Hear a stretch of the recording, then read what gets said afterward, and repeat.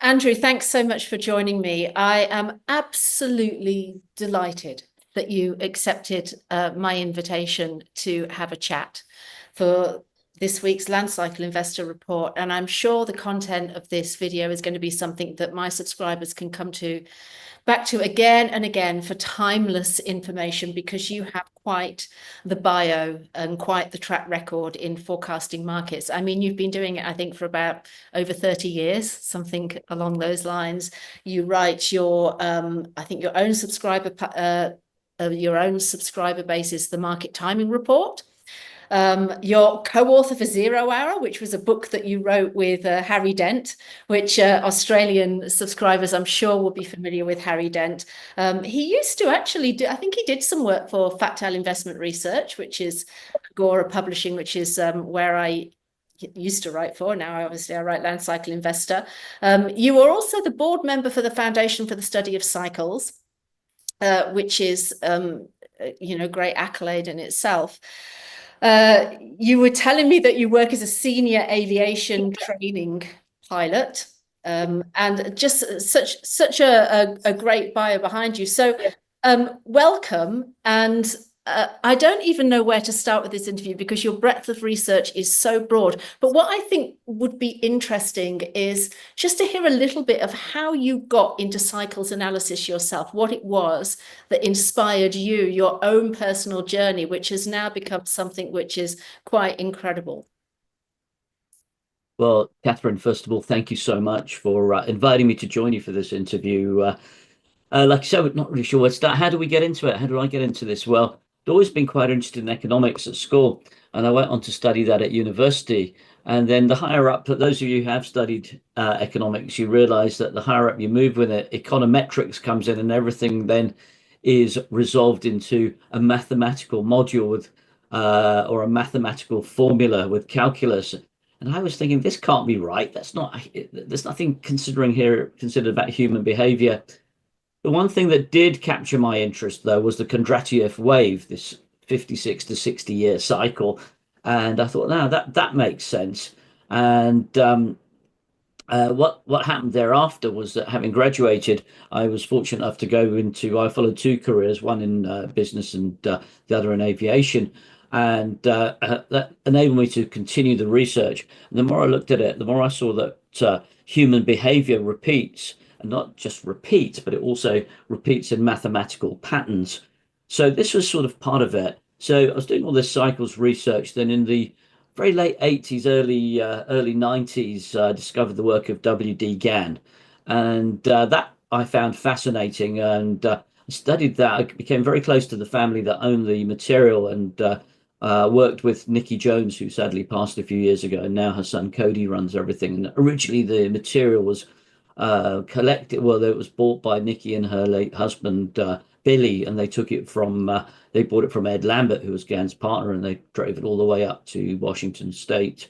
So I actually then did spend 25 years whilst Nikki was alive, and she and the family trusted me, so I was able to catalogue the entire collection for them, and so we discovered a lot of boxes that weren't even open. So that's something that really kind of spurred on my interest, but also with a financial background. I was always fascinated by how these peaks, booms, and busts come in, and how human behavior uh, really it's all about sentiment. And if you can measure sentiment, because there is no new thing under the sun, as one good book says, and all these higher levels of, I say religion, but the high levels of knowledge between them all say same thing, that everything repeats in cycles. So this got me more and more fascinated, and the deeper I looked into this, I found that you could break these mathematical patterns down, and so I've combined the work of a lot of people in terms of markets. Looked at a lot of Elliott wave, looked at Hurst cycles, obviously Dewey with the Foundation for the Study of Cycles, and Um, I found that GAN stuff, tunnel through the errors, actually. I know a lot of your followers are into GAN. Is that right, Catherine? Yeah. Correct. So there's Yes. a lot of clues in there, and there's stuff in there that I still haven't resolved. So the idea was that you could forecast, as Gan said in there somewhere, that this whole idea is that it's as easy to forecast 100 years as it is to a day. And so breaking that down and looking at the different patterns, we were able to make some really good progress. I was, spent a lot of time trading in the late 90s and early 2000s, and with that money, started programming systems. And I still do trade, and I have been, was running a fund till a couple of years ago. So we've had a lot of success with that. And the more we've been able to do, the more we've been able to program and advance things. So this whole idea is that there is no new thing under the sun. History repeats, and those who do not understand history are doomed to repeat it. I think words to those that sort of level from Churchill. And of course, the further back you look, the farther forward you're likely to see. So it's with this that we then started applying it to world events and markets. We did start the market timing report about 10, 11 years ago, just to make some of this information available more readily. Previously, we provided it to three big hedge funds who just paid us handsomely, and we just got on with our own trading, and that was it. So that's the overview. Now, take that in mind. The other thing is, with my background in aviation, we're very risk averse, and traders, 95% of traders are out of business within 6 to 9 months. So, what can we learn from one body that can help the others? And really, I don't think, contrary to what people believe about GAN, there is no holy grail. I think he just assimilated information very carefully, and I believe that everything's all about incremental gains. So the more information we can have, the better we can, the more analytical and precise the decision. So this idea of stacking everything up and bringing in the cycles, the super macro cycles. People talk about, if we start off with the longer term cycles, people talk about the black swan. Well, the black swan events, as far as I'm concerned, the black swan event isn't, it's just a cycle that people weren't familiar with, as it were, or aware of. And I think, one of the things that we were able to forecast and forewarn our people about well in advance was the pandemic, because these pandemics occur every 100 years. People knew about the Spanish flu World War One pandemic. If you look back, there was a pandemic in 1819 to 1823, 1720, and the 1620s. There were cholera or smallpox pandemics, and then you can look at the half points of these cycles, and you'll find the plague in London falls into that, and there were several pandemics in the Soviet Union, or Russia as it was then. So, but the idea was that that's a super cycle, a 100-year cycle with a 50-year midpoints.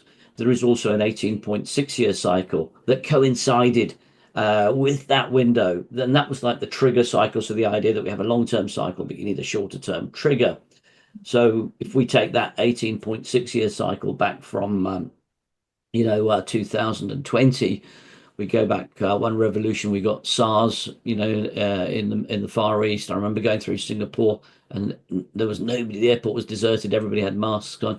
You can go back another cycle. You'll see HIV and AIDS was prolific. Go back another cycle, and I think that was the Hong Kong flu off the top of my head. But the idea is that these cycles come in, and funnily enough, one of the things that I brief some of my clients on is this idea that, if you look at how the market topped around about mid-February, 16th of February 2020, you can wind that back one cycle. And well, actually, the stocks that really tanked in March 2020 were the airline stocks. So if you go back 18.6 years, that was 9/11, pretty much to the week, and the airline stocks were devastated there. So that's kind of an overview. I'm sorry if I've gone off too quickly and too much, too much at a tangent. Let me throw it back to you. No, it's absolutely fascinating. Gosh, I was watching a video of you earlier doing a presentation on that, and it was making me so excited where you were doing the time counts, because, of course, what we forecast here is the 18.6 cycle, and land correlates with that cycle. And I know that there's a lot, I remember when I was interviewing Akil Patel, obviously, who was a friend of yours, and you've interviewed him, and probably vice versa as well. And I said something about, more so than a land cycle, it's a cycle that land correlates with. And I remember him coming back to me, and, because me and Akil are both Georgists, and we both work on Georgist economics. And, anybody that has studied the work of Henry George become very passionate about land being the cause of everything, which, of course, in economics is understandable because markets are choreographed around land being the biggest component of the economy.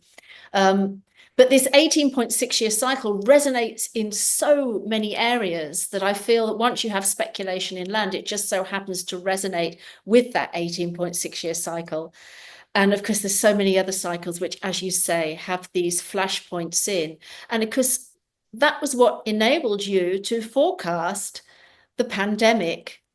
You said to your subscribers, you warned your subscribers, you were well in advance of doing that this was a flashpoint for a pandemic. And it must have been mind-blowing to you when you saw, well, not mind-blowing in the sense of it being so exciting, when you see history repeat like that after you've made a warning. Well, I have to say this, and that we should sound arrogant, but it's bread and butter stuff. That's what we do. We have got a history. Well, excuse the pun there. We've got a track record of being able to predict these events. So much so that we do brief government and military agencies with this stuff now. And so, it just shows that you can see the tsunami coming, but the trick is, can you get out of the way in time, right? As it were. And that's exactly it. The pandemic did hit us. Yeah, for us, obviously, it highlighted that our business, and that it's the same with markets. That's what we really specialize in. Obviously, because we have to monetize this, and predicting pandemics doesn't really sort of, it's a 1 in 100-year business proposition, isn't it? A 1 in a 50-year proposition, seriously. But no, it's what we do, and it's amazing how history repeats. And part of this is, Catherine, as you mentioned, the 18.6-year cycle. It's a generational cycle, right? So, and of course, every 3 generations, people will remember for 3 generations. So people will remember 54 to 56 years at 18.6-year Kondratiev wave. Same thing, right? As they argue whether it's 54 years or 60 years or whatever, the K wave. So history does repeat, and I think if you can understand how it repeats, you can be quite prepared for that. And later on in this presentation, highlight some of the things that are possibly coming up over the next few years that people should be aware of. And of course, people who follow your work, they want to be ahead of the game. They want to be prepared, probably because you've been burnt before. That's it. And is the foreknowledge, really does forearm you. So I wouldn't say we were in awe, but we were expecting it. And now what we do is actually say, okay, well, the initial models, we can see something's coming up. Now the solution is actually, this is the potential threat. Now this is, there's different levels of awareness that we use in aviation. You either, in the ideal world, you're at the think ahead level, which is the top level. You're anticipating things. In the middle level, you're at the understand level, where you are approaching something, you understand it. And then the basic level is notice, which is you just hit the wall and you've just noticed it. You haven't got the capacity. So the idea is that if we're thinking ahead, we can then use those cycles to protect your business, your portfolio, your family, anything, and be ready for those sorts of situations. I mean, these tariffs, for example, an exact play out of what happened in the McKinley administration. We wrote about that. We forewarned everybody at the very beginning of this year in the year ahead edition of our report. And it's exactly the same. And I suspect that, so I know this last 48 hours, Trump's trying to change his viewpoint on this, but the McKinley administration were wiped out in the midterms. And also what happened was the price of everything in America went up sixfold, and it spawned the Populist Party. So, there's no new thing under the sun. And my favorite song is one of my favorite songs with regards to this is The Who's Won't Get Fooled Again. Meet the new boss, same as the old boss. It's all just different colors and so on over time cycles. So in answer to your question, that's what we do. We predict things. I don't think we're shocked anymore. You know, if I may just jump ahead, think about this. Well, I don't know, nothing's for sure, but 1929, most of you will be familiar with the crash. If you add the 100-year cycle to that, 2029, are we going to see a peak then? I think we will see an important peak. Might not be in 29, it might be a little bit before, or it might be a little bit after. We've got some views on that. But what's going to be really interesting is that there's a 90-year cycle. And the 90-year cycle sees the outbreak of the Second World War in 1939. So, what are we going to see this time? We're going to see the combination of potential global conflict and also a potential stock market or financial turn point. So, this is the way that we put this in. If the stock market thesis is correct, then at some point we're going to see a very big rally. If we're not already in it, this isn't a pullback, right? If we're overlaying the 1920s. So, in terms of the war situation, what we tend to see is there is a 82 to 84-year pattern in war cycles that very clearly predicts. And whether you take the US Civil War, you take the global wars. In fact, it tends to fall into patterns of the dominant superpowers at the time, and that pattern there really has been playing out. So since 2022, 23, 24, from the beginning of the Second World War, and of course the 90-year cycle comes in, as I've just mentioned, in 2029. Hence we're seeing a somewhat unsettled time globally. And of course, things with the stock market, up until this high, we'd had a 15-year bull market, except for the pandemic pullback. So if you're probably up to the age of 35, you haven't really experienced a proper bear market. So this is the whole point, is that it's one of the things we use in flying big jets around is situational awareness. When you take off to go, say, from well, you're in Melbourne, let's say we're going from Melbourne to Hong Kong, that the guys will have a plan, and they'll know what the weather's like en route. They'll know what the weather is like at Hong Kong. They'll know what their alternate weather is like at, say, Macau. They'll know what the en route weather is like, maybe passing Darwin, and so on. And so the idea is that the situational awareness is pretty high. But what was the situational awareness for people trading the stock market over the last 15 years? Well, it's back to this whole idea, you might as well get into the stock market because it only ever goes up, because that's all they've ever seen, right? Sorry, forgive me, you youngsters watching this, and good for you that you are watching this, because you are ahead of the game already. But this is the whole point: is it's knowing what's around the corner. And actually, one example was related to buying some big jets for an airline, but it was kind of like when I sat there saying, I think the world's going to turn down in 2020. You'd probably get them a lot cheaper, but nobody was interested in my views there, because that was more with an aviation sort of hat on there rather than a cycles hat on. So you can see how big businesses can benefit from this stuff. You can also see how you can be prepared. And certainly in trading and investing, it's a little bit of a joke I do at some of the seminars that say, like, how have you ever got on an aeroplane not knowing where it was going? And everybody laughs and says, come on, raise your hand if you've ever done. Nobody raises their hand. I said, now raise your hand if you ever got into a trade or an investment not knowing where you're going to get out, right? That's the whole point. That's where people go wrong in trading. And that's why retail traders and investors lose money very quickly, because they have a plan. Somebody tells them to get in, or they do a basic trading course. They get in, but they don't know when to get out.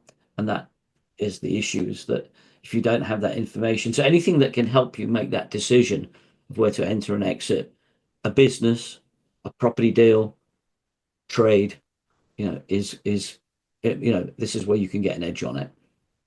Yeah, it's there's so much to talk about there, because of course a lot of what you've mentioned there are things that I've written about, because you're friends with David Murray and I've interviewed David Murray, and so I've talked about that flashpoint for World War II and that being a 90-year cycle there.